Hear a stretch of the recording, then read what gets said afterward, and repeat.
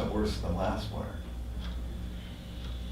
My memory's not that good. I can say, I take care of Winter Harbor Way and pay the bills there and deal with sanding when we need it, plowing when we need it, and it was a lot worse than average there.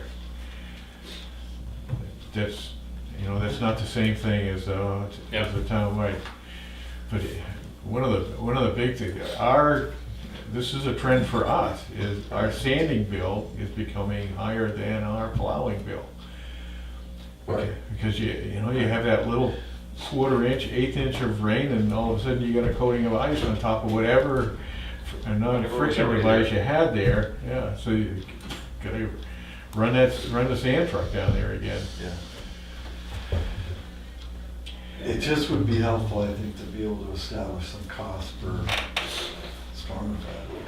Yes. If there's I'm sure there is a trend. The weather is going in the direction you're telling us.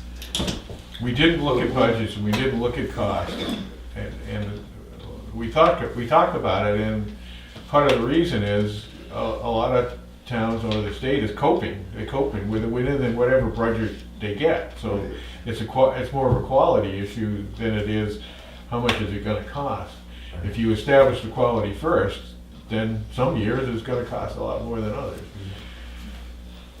And maybe the years when it doesn't cost as much, who is ever making the decisions is using up the budget anyway. As a manager, I run into that's sort of that. a red herring. Having spent a few years in local government, I'm very rarely, I don't know that I've ever seen that happen. Where, it's December 15th, let's spend all the rest of the money in our budget. And I've never worked in that environment. In fact, I haven't either. I was a Either department have. head, and if I could turn money back, it was your money. It never has been an issue, well, never. If you It's guys always are- been an issue with the delegation at the county level, but it's, The selectmen are deciding whether to open the fund up or not. Then you can ask those questions. Well, why? Well, we're asking Why are a we question behind in the now. budget this particular year? And whoever asking should have to be able to come up with, we had to do this many more sandings, or had to buy this much more salt or something. Yeah, Yeah. it's a matter of keeping records and a matter of making estimates and a matter of, I don't know that there were 44 or 41 storm events from January 1st till the last time I asked the question, which was 2 weeks ago. But somebody out there is keeping statistics of that sort of thing. The state doesn't just willy-nilly plow roads or not keep records of how many storm events there were to verify their overtime budgets and all the rest of it. I think, Lloyd, you were at a TAC meeting where they were discussing how some towns actually have, where the real trouble spots are, some of their hills, they have cameras set up so they can watch the traffic, and they see somebody slipping, they can get a truck out there right away instead of guessing. Good fun targeting it all day. Yeah, But yeah. I don't know. I know that's probably a way of more than we can do. Actually, I'm not pushing for that. We put a lot of effort into coming up with this trend thought. And I'm just here to. Well, and I would think that the Conservation Commission, in the form of Steve Wingate, should be weighing in on these culvert replacements. I mean, And catch basins. and catch basins, certainly more well. Just look Well, look around Lisbon. Allied with that, the watershed study is gonna shed some additional light on some of these things as well. But, the immediate takeaway, I guess, with respect to, as we're doing culvert replacements, are the ones that are going in there the appropriate size? Are we factoring in capacity to handle more water through, recognizing that if it's a little oversized, it doesn't create the problem that if it's a little undersized, it would. If you have excess capacity, the only the only cost you have in that is the culvert costs a little bit more to put in than one that's a little smaller, but, so, okay. Great. I have a couple of comments. And I'll go stream of consciousness. 3 out of the last 5 winters, we've had over 80 inches of precipitation during the winter months. We had 3 in a row, which is the first time it happened since the 1800s. So you are correct, sir, when the weather is changing and the type of weather. We've had 3 overflows on the pavement at Lang Pond Road that you worked on. I don't remember 3 in my previous lifetime, and I'm 70 years of age. And guess what? That was engineered properly, and people, the fire truck could get through in 6 inches, and when the water receded, the road was still there, so we've invested wisely. The truck amendment, the people said, buy it. Read my lips, buy it. The guys who drive the trucks tell me that they're able to get this town opened up after a storm, sanded and salted, 4 hours less than when they used to, just using the smaller truck. The budget committee talked about adding $250,000 to the budget.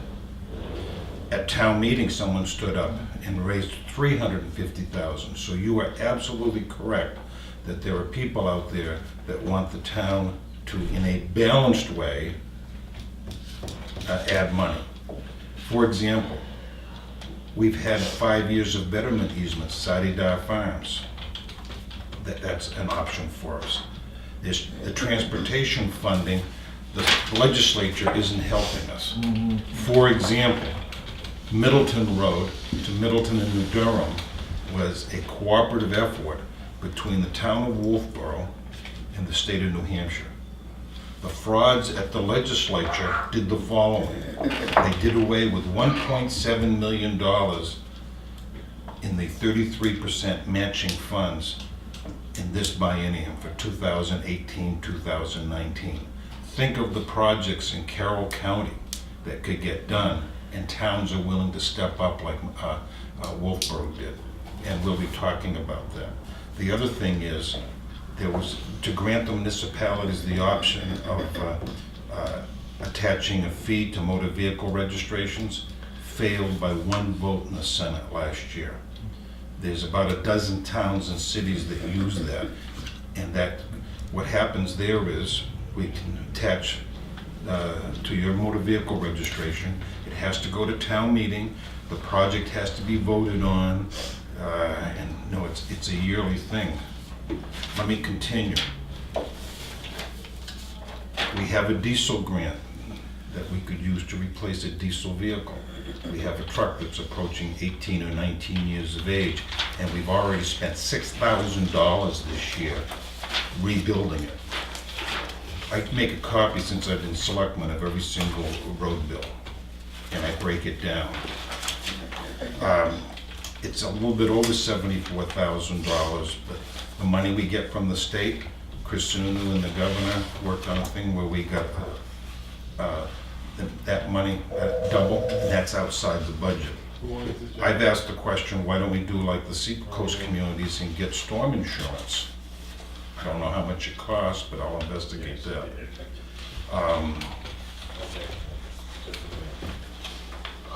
I'm one of the guys in the room that's out there at 1 o'clock, 2 o'clock in the morning because of my other jobs.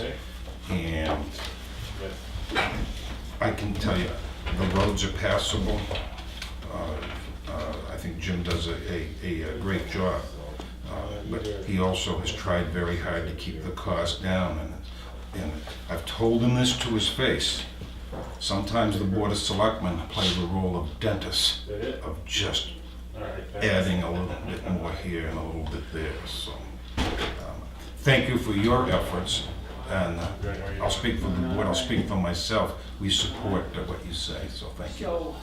I appreciate that, Steve. One of the things you probably know we're doing this year is we've got a road study going on with LRPC to give us do two things for us. Give us a current inventory of what the condition of all the town roads are.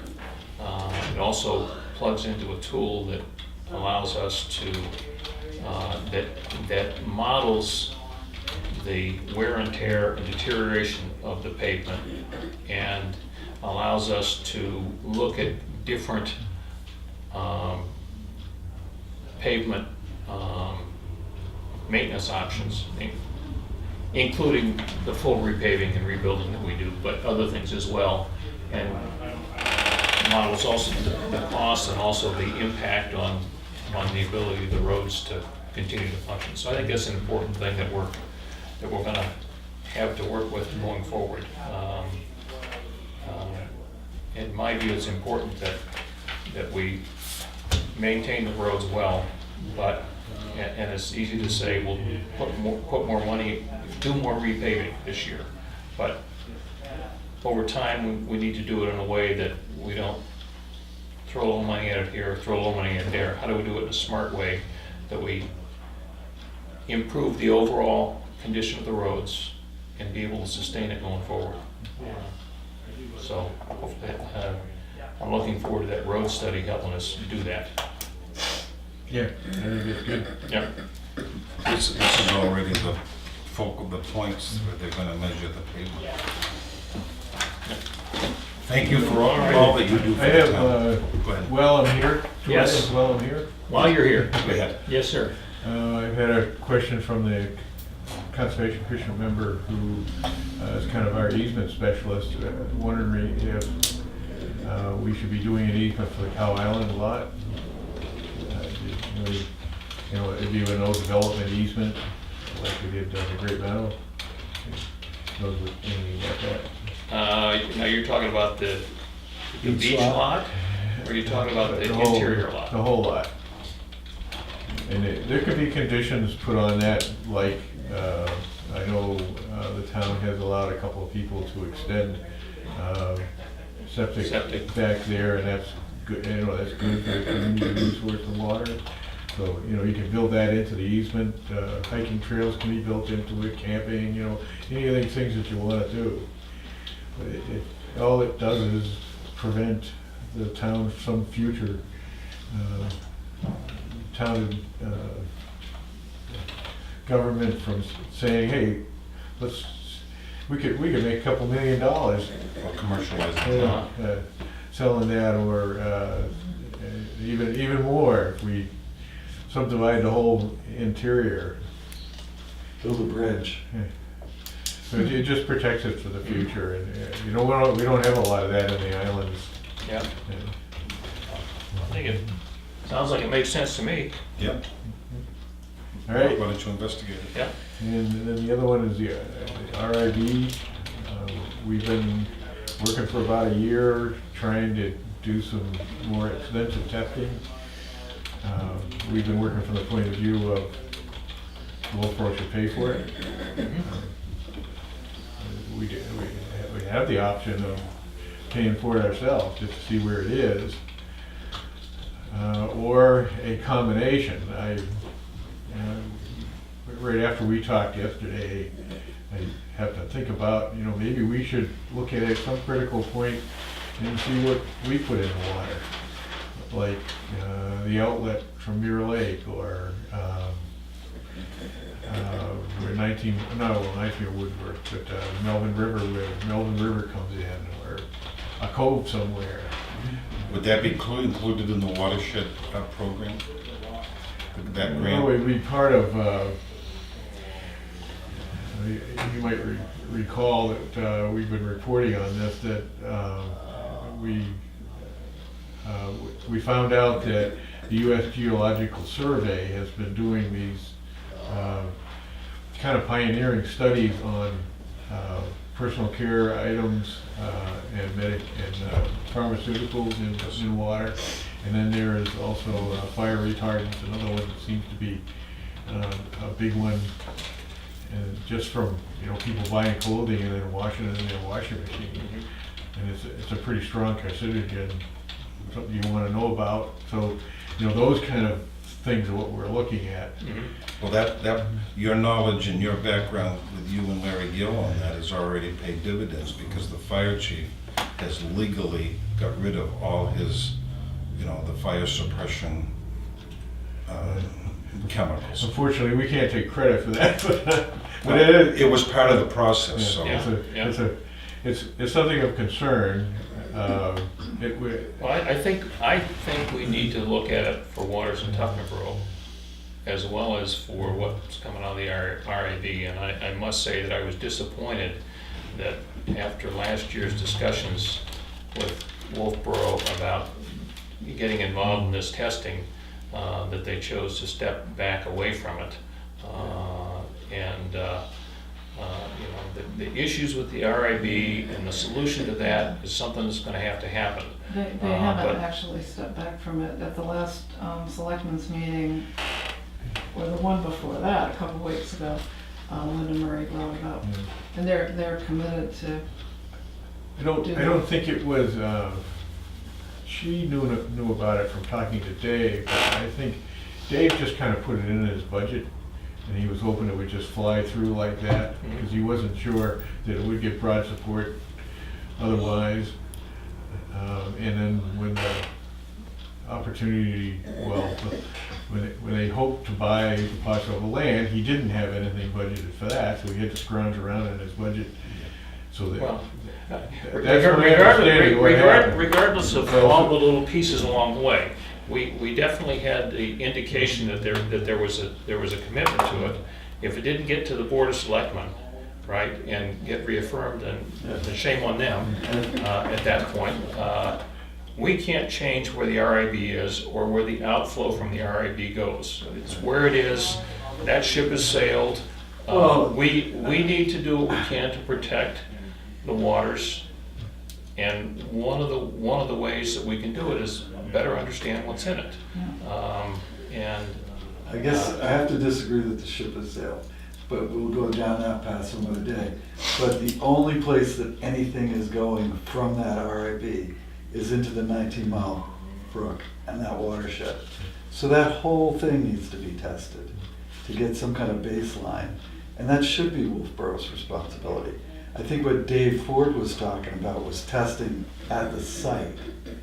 And when we brought up, when they were here, testing the whole brook, it was dismissed out of hand. Well, And I think that he wouldn't have a say in that. USGS would set up the whole protocol, and they would decide where the testing it was was paying for it, that's the point. Well, And that's what was dismissed out of hand. so And it was dismissed by both he and Murray. So I've been talking to some people behind the scenes, and I think it's doable, but we're not going to get it done with a direct approach. You owe us this, you have to do it. There's a fear there. Well, what if we find this, or what if we find that? And I think the answer to that is good neighbors help each other out. well, that's But- great, Steve, But if we're shouting at them, the point they're just gonna huddle Steve, down. you can't make that decision. You can't negotiate that deal. And neither can Dave Ford. The only deals that can get negotiated are between the two boards of selectmen. That's what I'm talking to And- you guys.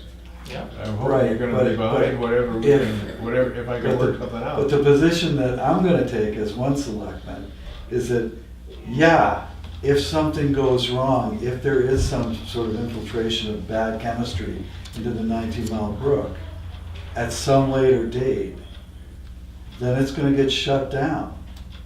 I don't care what they may not wanna negotiate that. They may think that's just too onerous, then go somewhere else.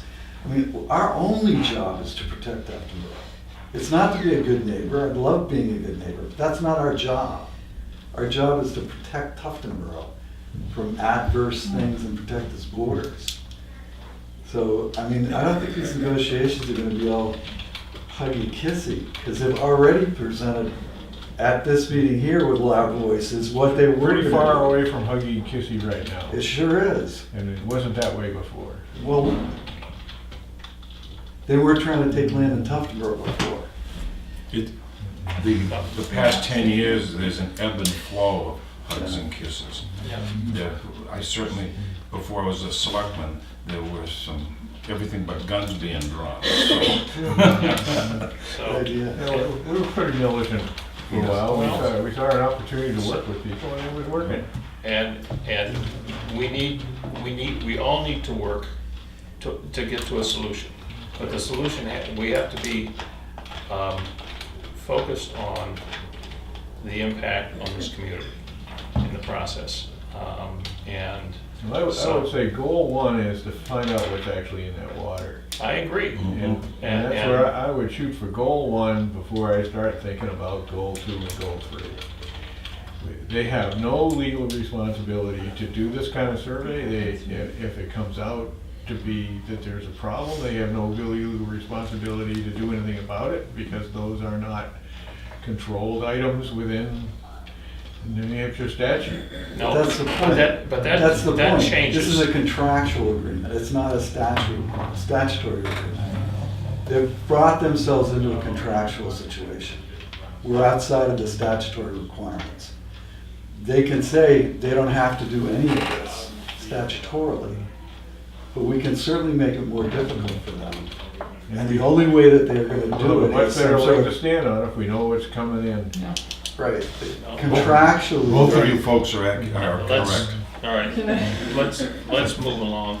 You, Well, as I said, they are planning to go forward with that. They are interested in that, even though there are no regulations on pharmaceuticals and waters. They're willing to do that. So, well, there's- that's good. That's Yeah, different okay. than what we heard Now- here, so. no, yes, well, that was in response, I think, to the feelings at the meeting, really. That's my impression. Anyway, That's what meetings are all about. right. When you have the watershed study, the Mirror Lake Protective Association study had graphs showing all the sources for water pollution and all that. Some of that is trees, some of that is soils from farming, fertilizers, all those things. And it's complex. In this next watershed study, will they be measuring pharmaceuticals that come through everyone's septic systems? I mean, we are, all of us elderly, I their think what you can prescriptions expect going to through. see as a watershed study is something that's similar to the Mirror Lake watershed study. The same contractors that did Mirror Lake, right? There's a very limited amount of money there. So it's not being done The amount of anywhere money we're spending measuring for the entire pharmaceuticals, yeah. watershed study would not pay for this test of personal care items and Really? pharmaceuticals. So that's really something for the future. I guess we're not there yet, but actually, the pharmaceuticals, we have an elderly population. We have a lot of pharmaceuticals in the water. Pharmaceuticals in individual septic systems, everybody's septic system, just about. It goes into the groundwater. Eventually, it gets into the lake. So, I mean, I think it is a broader issue, but you're kind of ahead of your time. So that's why I was, my point, Well, the Was benefit going to to be- testing what's coming out of the RAB is it's a single point that represents a huge number of households, as opposed to saying, we want to go around to Marcuson's household and test it, and Wingate's household and test it, and. No, I'm talking so- about the water that comes in. USGS already has some models they're developing. Yeah, and it's amazing the specificity that can happen around pollutants. I mean, I actually did a brownfields reclamation project where even as local as DES could take an oil sample and tell you exactly where the oil came from, where it was sold, to what customer probably it was sold. I did the So- same thing in my career with gasoline. I got a sample of gasoline, I could find out what lot it was from. Now, it costs money, but the science is out there. to Yeah, I'm really sure that help they us. can determine where these chemicals are coming from. So I was just wondering if the watershed study, it sounds like it's not, but does include not going to individual people's homes or tracking them down, but Right. that's another thing to look for besides sponsors. There's and something outreach. positive here. Under Mike Phelps' leadership and this gentleman's leadership, Dartmouth has done a study on the Well, arsenic in the well testing. yeah. And people as far away as Arizona are calling him for how do you do it? And look at the, he works on the milfoil. You know, it's several towns working together. And as I go to these other towns, it's how did you do it in Tuftonboro? And time again, when I hear things about the environment, it comes back to people like this and their predecessors. So, And that's the only baseline we have, is the stuff, Yes. work that Right. Steve's done. yep. I think we need a more intensive baseline on that particular project, because we don't know what's happening there. I mean, at least it's been shut down for a while, so we can get kind of a baseline. But So, Full speed well, what I ahead. was gonna ask is if we can get something organized this way, do you think we could do a replication in Tuftonboro that would say, this is what our septic systems contribute to that problem? If we could find the right place, you know what I mean? We would compare what's coming out of that place and other places that they tested. Incidentally, one of the reasons they're willing to kick in money, 40 to 60% of the cost, this is USGS, is because they haven't studied the RIB system. Right. So they want to do one. But so. And how would that be, I know what you're saying, but I'm thinking, if we were to test the waters of 19 Mile Brook, how would that not be a representative sampling of what septic systems are doing? I think what you're suggesting is not 19 Mile Brook, but other waters in the Yeah, area. do a Away from replication. 19 The Mile. main costs would be coming out of the study. So a What's going into similar main- brook. But we say, Yeah. could we take some samples from this place or this place and just put it into the system Right. and add another $20,000 or $30,000 to the cost of this thing to cover a sampling protocol for this place or this place? So do Just 20 to- Mile Brook instead of 19 Just to, Mile Brook. just to see what our, yeah, What's our a average? comparison of some kind. Yeah. And you want to carefully look at the watershed to see if it replicates a typical Tuftonboro situation, and then you compare it with the 19 Mile Brook. And I don't know what USGS is willing to do, but we want them to do a sampling spot lower down in 19 Mile Brook, as well as up above, to see what's actually making it. Right. But if you look at, I mean, you know, you got Wingate Brook down here, you got Melvin River, you got. There's a good place out there somewhere where we Yep. can, where you can do the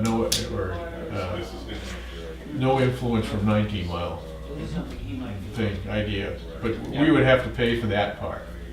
And I'm hoping we'd be willing to do that. You got a budget, right? Yeah, I think if we can get some. I can put it in our budget, yeah. Well, I think it makes sense to use an alternative baseline to compare with as well. And I want to use that as a counter argument point with the people I'm talking to, that, you know, we're willing to have ourselves looked at as well. You know, you say you don't put all your stuff in septic system. Well, let's see what our effect is. Maybe we need to do some work. I don't know. We'll take the risk, you know. 'Cause Well, you certainly have a proven track record on your years on the Conservation Commission, so thank you. Okay. All right. Thanks, Steve. Now you can get back in time for lunch and then do your chores, right? Got your wood in yet for next winter? Thank you, Steve. I should be doing that right now. Yeah. So let's, Okay, thanks, guys. let's go to the signature file. Let me know if that doesn't come through, because I just got a new laptop. Okay. So the first item is an application for current use for PID 42 1-5. Sign that. What's the recommendation? The recommendation is that it be approved. This is from our assessor. I'll second. Okay, all in favor? Aye. Opposed?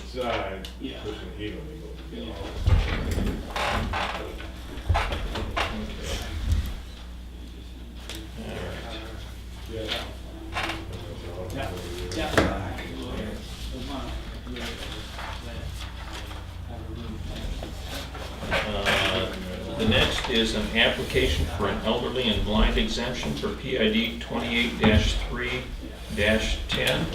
Recommendation is that it be denied because it does not meet the criteria. So we don't sign it. Hmm? I'll move we don't sign it. Or do we Let sign me it just check now? off deny, I believe, deny. Does it require a vote to deny? Yes, I'll second the motion. okay, all in favor? Aye. Opposed? All right.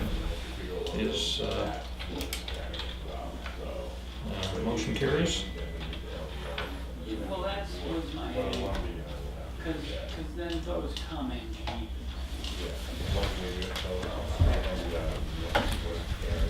Next, we have two yield tax levy warrants for PID 34-1-1 and PID 65-3-7. And one is in the amount of $1,169.97, the other's for $1,232.43. I'll make a motion that we sign both. Second. All in favor? Aye. Opposed?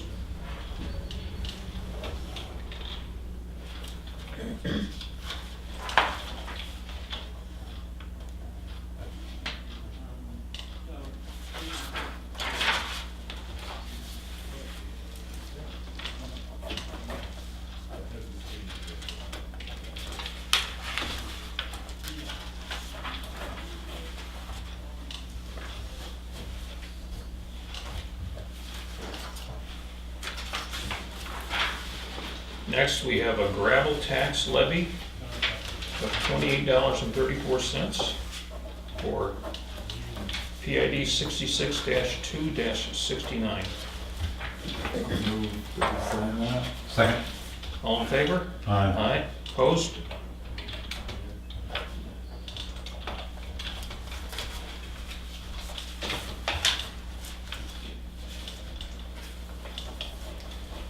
Next, we have a notice of intent to excavate. And this is for PID 66-2-69.